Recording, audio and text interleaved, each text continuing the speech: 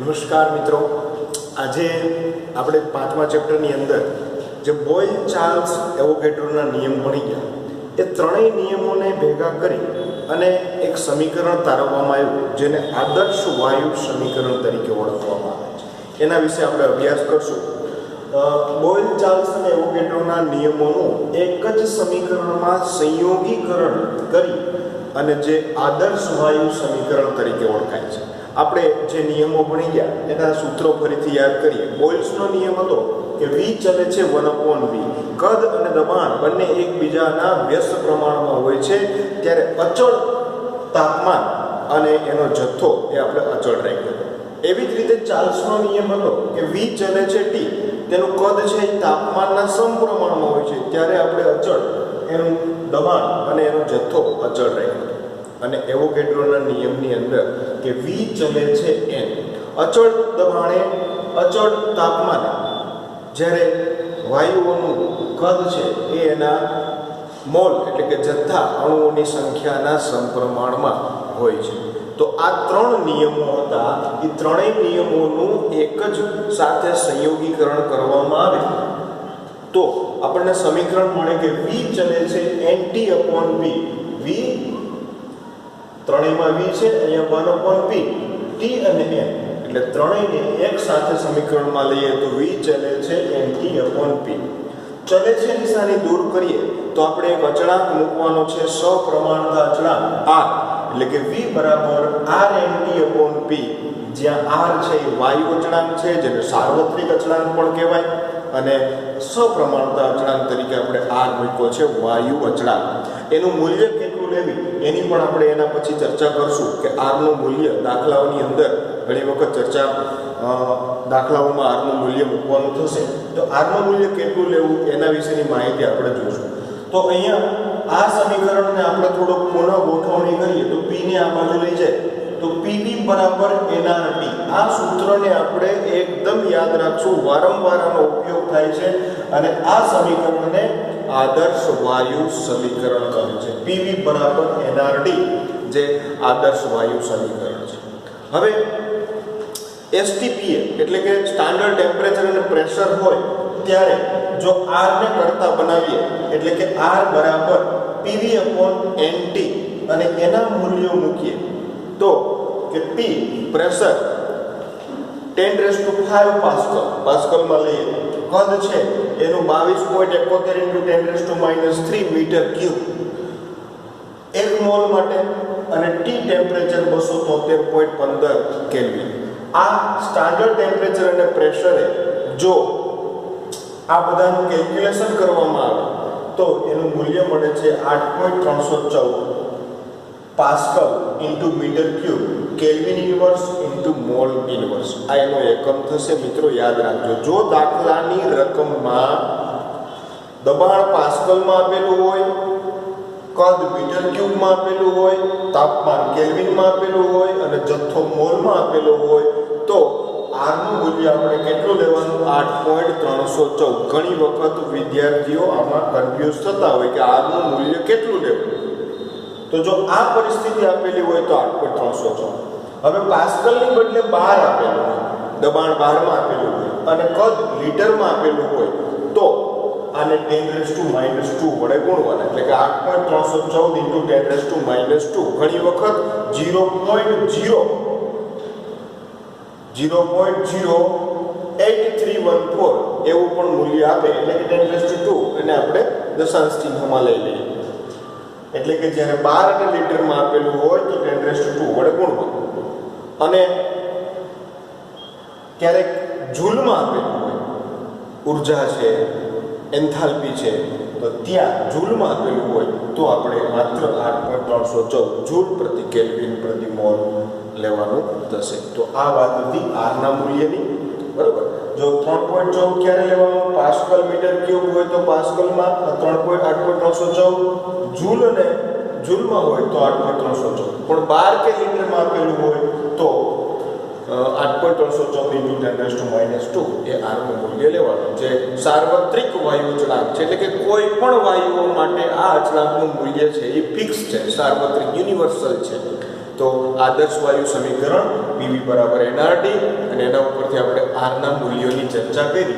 હવે આ આદર્શ વાયુ સમીકરણની અંદર કોઈ પણ બે પરિસ્થિતિ લઈ લઈએ કે કોઈ પ્રારંભિક તાપમાન T1 હોય ત્યારે એનું કદ V1 હોય અને ત્યારે એનું દબાણ P1. અમુક સમય પછી જ્યારે એનું અંતિમ તાપમાન T2 કરો ત્યારે એનું કદ V2 થાય અને એનું દબાણ P2 થાય.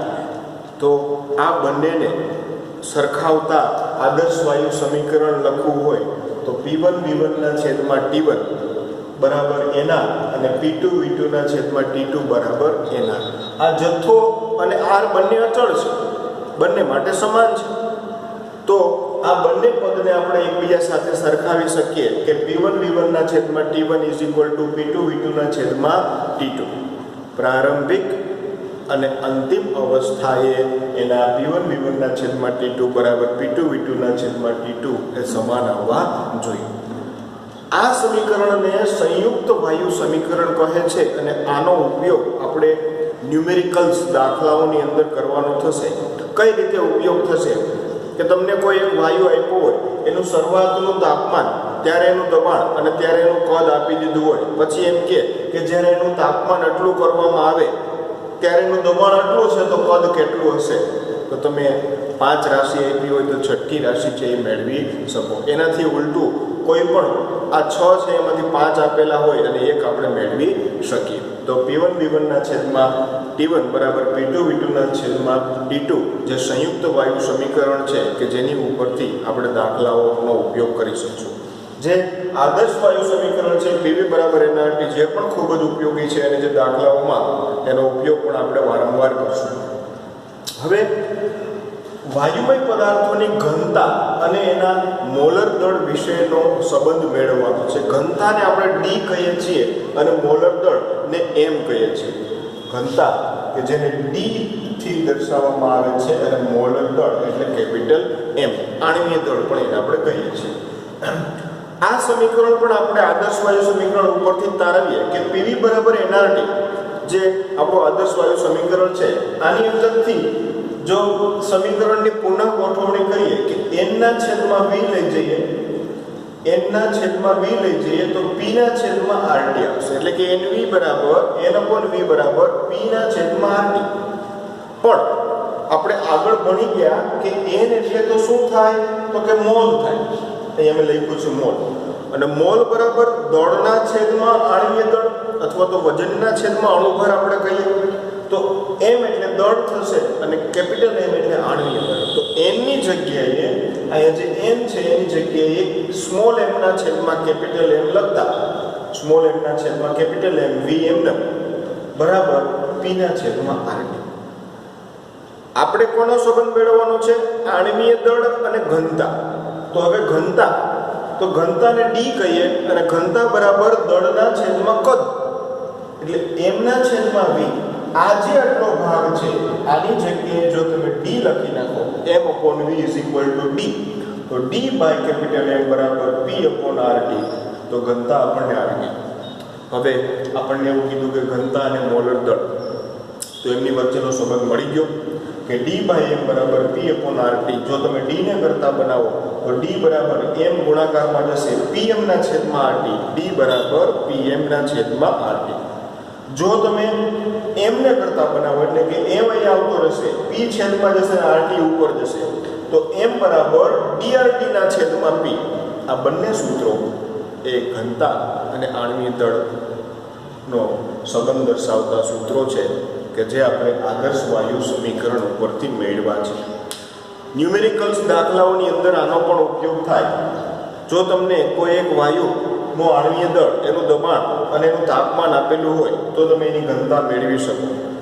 ઘનતા આપેલી હોય, તાપમાન અને દબાણ આપેલું હોય તો એ વાયુનું આણ્વીય દળ તમે મેળવી શકો. તો આ રીતે આદર્શ વાયુ સમીકરણ ઉપરથી આપણે ઘનતા અને આણ્વીય દળ દર્શાવતું સમીકરણ મેળવ્યું કે જેના ઉપરથી આપણે આણ્વીય દળ અને ઘનતા વાયુની મેળવી શકીએ.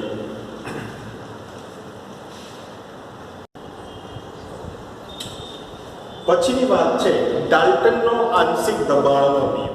ડાલ્ટન નામના વૈજ્ઞાનિકે જુદા જુદા વાયુઓના દબાણ કે જે એની સ્વતંત્ર અવસ્થામાં હોય એનું જે દબાણ છે એને આંશિક દબાણ કીધું. કે જ્યારે કોઈ એક પાત્રની અંદર અલગ અલગ વાયુઓને ભેગા કરવામાં આવે ત્યારે એનું કુલ દબાણ છે ને પી કુલ એ અલગ અલગ વાયુઓના આંશિક દબાણના સરવાળા જેટલું થાય. આવું અનેક પ્રયોગોને અંતે ડાલ્ટન નામના વૈજ્ઞાનિકે નોંધ્યું કે પારસ્પરિક ક્રિયા કરતા ન હોય તેવા એના માટે કન્ડિશન આપી છે કે એકબીજા સાથે પ્રક્રિયા કરવા જોઈએ નહીં, નહીતર પાછું પી કુલ છે એના સરવાળા જેટલું થશે નહીં. એટલે કે પારસ્પરિક ક્રિયા કરતા ન હોય તેવા વાયુઓના મિશ્રણનું કુલ દબાણ વ્યક્તિગત વાયુના આંશિક દબાણ એટલે કે પહેલાનું આંશિક દબાણ P1, બીજાનું P2, P3 એને વ્યક્તિગત આંશિક દબાણ કીધું. દબાણના સરવાળા બરાબર થાય. કુલ દબાણ એટલે કે P કુલ એ વ્યક્તિગત વાયુઓના આંશિક દબાણના સરવાળા બરાબર થાય છે. જ્યાં T અને કદ અચળ રાખવાનું છે, એટલે કે તાપમાન અચળ રાખવાનું છે અને એનું કદ પણ અચળ રાખવાનું છે. જો એમાં ફેરફાર કરો તો ફરીથી P કુલમાં ફેરફાર જોવા મળે. આવું ડાલ્ટન નામના વૈજ્ઞાનિકે કીધું અને આને ડાલ્ટનનો આંશિક દબાણના નિયમ તરીકે ઓળખવામાં આવે છે કે P કુલ બરાબર P1 + P2 + P3 so on. જ્યાં P કુલ છે એ વાયુઓના મિશ્રણનું કુલ દબાણ છે. માની લો કે તમે 3 વાયુઓ મિક્સ કર્યા છે, ત્રણેયનો સરવાળો છે એ P કુલ છે અને P1, P2 અને P3 છે એ વગેરે વાયુઓના આંશિક દબાણ છે, વ્યક્તિગત આંશિક દબાણ છે અને એનો સરવાળો એ P કુલ થશે. સામાન્ય રીતે વાયુઓ છે ને એને પાણી ઉપર એકઠા કરવામાં આવે છે. આપણે ધોરણ 10 ની અંદર તમે H2 વાયુની બનાવટનો એક પ્રયોગ ભણી ગયા હતા. એમાં એવું કહ્યું હતું કે H2 વાયુનું પાણીમાં અધિશોષણ કરવામાં આવે. તો પાણીની અંદર એ વાયુ જ્યારે દાખલ થાય છે ત્યારે એનું અધઃ સ્થાનાંતર એટલે કે ઉપર જાય છે. હવે આ પાત્રની અંદર મેં પાણી લીધું છે, એની અંદર H2 વાયુને ઓગાળવામાં આવ્યો છે. તો H2 વાયુ છે એ પાણીમાં ઓગળતો નથી પણ એ ઉપરની તરફ જશે. હવે ઉપર જશે એટલે ત્યાં H2 વાયુ પણ હશે અને બીજું શું હશે તો કે ભેગી પાણીની બાષ્પ પણ હશે, એટલે કે પાણીની જે વરાળ થઈ એ પણ હશે. એટલે હવે અહીંયા જે વાયુ છે એને તમે માત્ર H2 વાયુ છે એવું કહી શકો નહીં, એમાં ભેગું પાણીની બાષ્પ પણ છે. તમારે જો માત્ર H2 વાયુ મેળવવો હોય ને એનો જથ્થો તો એમાંથી પાણીની બાષ્પને બાદ કરવી પડે, જેને જલીય તાણ કહેવામાં આવે. શું કહેવામાં આવે છે? જલીય તાણ. એટલે કોઈ પણ વાયુને તમે જ્યારે પાણીની ઉપર અધર સ્થાનાંતરથી મેળવવામાં આવે છે ત્યારે સાથે સાથે એમાં પાણીની બાષ્પ પણ હોય છે, એટલે ભેજવાળો વાયુ છે, શુષ્ક વાયુ નથી. માત્ર શુષ્ક વાયુ મેળવવો હોય તો તમારે એ પાણીની બાષ્પ બાદ કરવી પડે, એટલે કે જલીય તાણ બાદ કરવું પડે. જો વાત કે જેથી તે ભેજવાળો હોય છે, એટલે કે અહીંયા મેં વાત કરી એમ કે H2 વાયુ છે ફોર એક્ઝામ્પલ એ ભેજવાળો છે અને આથી સૂકા વાયુનું દબાણ પાણીની બાષ્પ ધરાવતા ભેજવાળા વાયુના દબાણમાંથી પાણીનું બાષ્પ દબાણ બાદ કરવાથી મળે છે. એટલે કે તમારે શુષ્ક વાયુનું દબાણ મેળવવું હોય ને તેમાંથી પાણીની બાષ્પનું દબાણને બાદ કરવી પડે. સંતૃપ્ત પાણીની બાષ્પ દ્વારા ક્રિયાશીલ થતા દબાણને જલીય તાણ કહે છે. એટલે કે અહીંયા જે પાણીની બાષ્પ છે ને એના માટે શબ્દ વપરાય છે જલીય તાણ. તો શુષ્ક શુષ્ક વાયુ એટલે કે માની લો ફોર એક્ઝામ્પલ આપણે H2 લીધું છે કે PH2 શુષ્ક લેવું હોય કે અહીંયા માત્ર કેટલો H2 વાયુનું દબાણ છે તો P કુલ, એટલે કે અહીંયા જે કુલ દબાણ છે એમાંથી માત્ર જલીય તાણને બાદ કરવું પડે. એટલે કે P કુલમાંથી તમે જલીય તાણ શું છે તો કે જે પાણીની બાષ્પ અહીંયા ઉપર ગઈ છે એને તમે બાદ કરો એટલે તમને P શુષ્ક મળે છે. તો આ રીતે કોઈ પણ વાયુ છે એનું P શુષ્ક મેળવી શકાય. ડાલ્ટનનો આંશિક દબાણનો નિયમ આપણે જોયો. P કુલ કે પારસ્પરિક ક્રિયા કરતા ન હોય તેવા વાયુઓના વ્યક્તિગત આંશિક દબાણનો સરવાળો છે એના કુલ દબાણ જેટલો થાય છે. બરાબર. એના પછી એક નાનકડી વાત આપણે શુષ્ક વાયુનું દબાણ કઈ રીતે મેળવવું એની વાત થઈ. કારણ કે મોટે ભાગે વાયુઓ છે એ પાણીની અંદર થી મેળવતા હોય છે. તો ભેગું ભેગું પાણીની બાષ્પ પણ આવે તો એ પાણીની બાષ્પ જલીય તાણ કહેવાય અને એને બાદ કરીને મેળવી શકાય. હવે આ જે ડાલ્ટનનો આંશિક દબાણનો નિયમ છે એને આપણે મોલ અંશના પર્યાયમાં આંશિક દબાણની ચર્ચા કરીએ. તો ધારો કે કોઈ ટી તાપમાને 3 વાયુઓના કદ V માં છે, એટલે કે ત્રણેય વાયુઓનું ભેગું કદ કર્યું ને એ V થયું છે. તાપમાન કોઈ ટી રાખ્યું છે અચળ, એમાં કોઈ ફેર કરશું નહીં. હવે જેમના આંશિક દબાણ એટલે કે પહેલો વાયુ છે એનું આંશિક દબાણ P1 છે, બીજા વાયુનું P2 છે અને ત્રીજા વાયુનું P3 છે. તાપમાન અચળ રાખ્યું છે, ત્રણેયને એક જ કદમાં ભેગા કરેલા છે, પણ ત્રણેયના દબાણ અલગ અલગ છે. પહેલાનું P1 છે, બીજાનું P2 છે અને ત્રીજાનું P3 છે. તો આ ત્રણેયનો આદર્શ વાયુ સમીકરણ ઉપરથી આપણે મેળવીએ કે P1 બરાબર N1 RT ના છેદમાં V. જો મિત્રો R વાયુ અચળ છે, ટી તાપમાન સેમ રાખ્યું છે, કદ પણ સેમ રાખ્યું છે. ચેન્જ ક્યાં થશે? બે જગ્યાએ એનું જે દબાણ છે એ અલગ હશે અને આ જે N1 છે એટલે કે પેલા વાયુના મોલ છે એ અલગ હશે. કારણ કે આપણને કીધું નથી કે ત્રણેયના સરખા મોલ લેવા, એટલે મોલ ત્રણેયના અલગ અલગ છે, એનું દબાણ પણ અલગ અલગ હશે. P2 માટે કે P2 બરાબર N2 RT ના છેદમાં V. RT ના છેદમાં V એ ત્રણેય અચળ છે. અહીંયા P3 બરાબર N3 RT ના છેદમાં V. ત્યાં પણ RT અને V અચળ છે, પણ N3 એ અલગ હોઈ શકે. હવે આ જો ત્રણેય વાયુઓ છે એ એક જ પાત્રમાં લીધેલા છે એટલે ત્રણેયનું જે કુલ દબાણ છે એ આ ત્રણેયના P1 P2 અને P3 ના સરવાળા જેટલું થશે. એટલે કે P કુલ, જ્યાં જો અહીંયા કીધું કે N1 N2 અને N3 એ વાયુના અનુક્રમે મોલની સંખ્યા છે કે પહેલા મોલ માટે N1 લીધું પહેલા વાયુ માટે, બીજા વાયુ માટે N2, ત્રીજા વાયુ માટે N3. તો P કુલ છે તો કે ત્રણેયના દબાણનો સરવાળો કે P કુલ બરાબર P1 P2 P3. પણ તમે એ ત્રણ સમીકરણ અલગ અલગ આપ્યા કે P1 બરાબર તો આ છે, P2 બરાબર આ છે, P3 બરાબર આ છે. તો ત્રણેયની કિંમતો મૂકીએ કે P1 બરાબર N1 RT ના છેદમાં V, P2 બરાબર N2 RT ના છેદમાં V અને P3 બરાબર N3 RT ના છેદમાં V. અહીંયા કંઈ કોમન નીકળે એવું દેખાય છે. જે અચળ છે ત્રણેયમાં સરખું છે એને કોમન કાઢી લઈએ એટલે કે RT ના છેદમાં V, RT ના છેદમાં V, RT ના છેદમાં V ત્રણેયમાંથી આપણે કોમન કાઢીએ તો N1 N2 N3 into RT ના છેદમાં V. આને આપણે સમીકરણ 4 કહીએ. હવે ત્રણેયના મોલનો સરવાળો કરો તમે એટલે કુલ મોલ N થાય, એનો આપણે ઉપયોગ કરશું. P કુલ બરાબર N1 N2 N3 into RT ના છેદમાં V. આ સમીકરણ છે P1 ને P કુલ વડે ભાંગતા, એટલે કે જ્યાં P1 હતું ને એને તમે P કુલ વડે ભાંગો તો P1 નું સમીકરણ લખો કે P1 N1 RT ના છેદમાં V. P કુલ બરાબર તો કે P કુલ N1 N2 N3 RT છેદનો છેદ અંશમાં જશે એટલે V. એટલે કે ઉપર RTB થશે, નીચે RTB થશે, એ કેન્સલ કરો તો P1 ના છેદમાં P કુલ બરાબર N1 ના છેદમાં N1 N2 N3. પણ આ ત્રણેય મોલનો સરવાળો ને કુલ મોલ N કહી દો. મોલ અંશમાં ભણ્યા હતા કે ઘટકના મોલના છેદમાં કુલ મોલ એટલે કે અહીંયા N એટલે કુલ મોલ N1 ના છેદમાં N. હવે આ ઘટકના મોલના છેદમાં કુલ મોલ એને મોલ અંશ કહેવાય, આપણે ભણી ગયા. અને મોલ અંશ N1 પહેલા ઘટકના મોલ અંશ એટલે કે x1, અહીંયા પહેલો ઘટક એટલે પહેલો વાયુ છે એના મોલ અંશ એટલે x1 છે, x1 એ મોલ અંશ છે. તો આને કે P1 બરાબર x1 આ છેદમાં છે એ ગુણાકારમાં છે P કુલ. P1 બરાબર x1 ઇન્ટુ P કુલ એટલે કે પહેલા વાયુનું જે દબાણ છે એ કુલ દબાણ ગુણ્યા એના મોલ અંશના સમપ્રમાણમાં છે. એ જ રીતે P2 બરાબર x2 ઇન્ટુ P કુલ અને P3 બરાબર x3 ઇન્ટુ P કુલ. આ રીતે જો તમને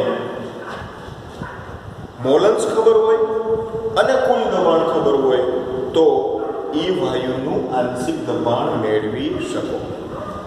આવા દાખલાઓ પણ પૂછાય છે. ધોરણ 12ની અંદર પણ આનો ઉપયોગ આવશે આવા દાખલાઓનો. એટલે યાદ રાખજો કે કોઈ પણ એક વાયુનું આંશિક દબાણ મેળવવું હોય તો તમારી પાસે શું હોવું જોઈએ કે પી કુલ હોવું જોઈએ અને એના મોલન્સ હોવા જોઈએ. મોલન્સ આપ્યા ન હોય તો મેળવી શકાય. કઈ રીતે મોલન્સ માટે શું જરૂર પડે? મોલની જરૂર પડે. મોલ માટે શું જરૂર પડે? તો કે વજન અને અણુભારની જરૂર પડે.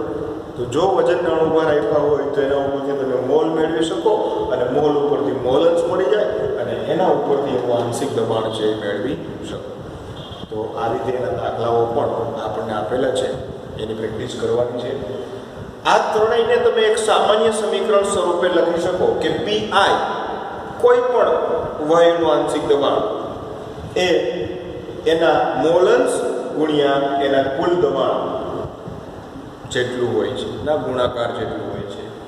મોલન્સ અને કુલ દબાણના ગુણાકાર જેટલું એનું વાયુનું આંશિક દબાણ હશે. તો આ ડાલ્ટનનો આંશિક દબાણનો નિયમ જે આપણે મોલન્સના પર્યાયમાં મેળવ્યું.